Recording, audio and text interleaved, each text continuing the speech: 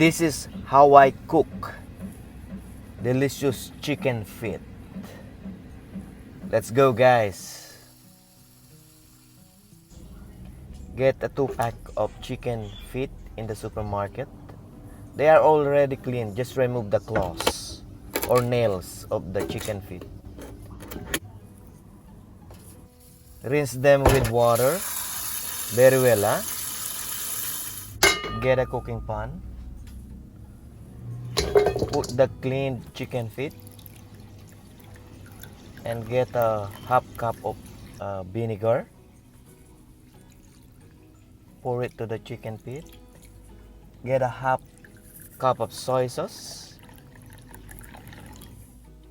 and also pour it to the chicken feet.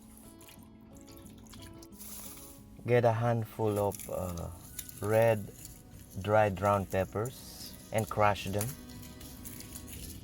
Heat the pan and close it.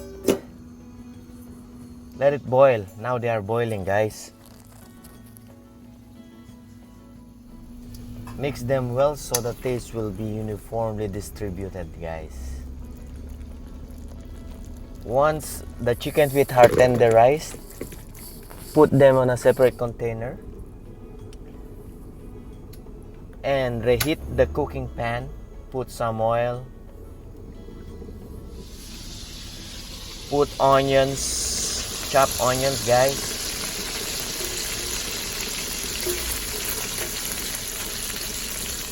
Mix it well until golden brown.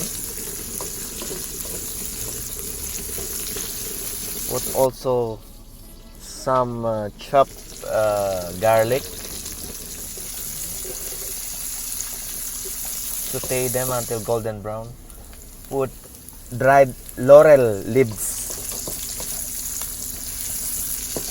Mix it, and now mix again your chicken feet in the sauteed onion, bay leaf, and garlic. Now we will put our crushed peppers.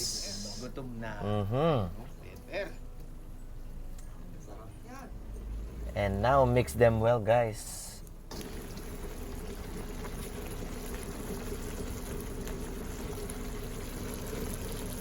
Let low your fire.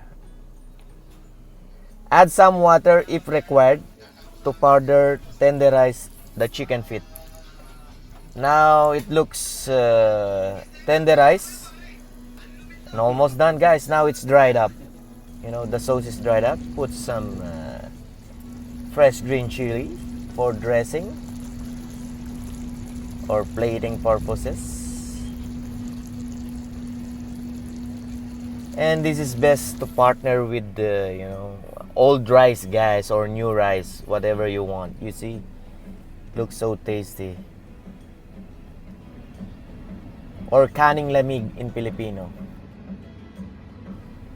Bon appetit, guys. Don't forget to subscribe on my channel. Bye-bye.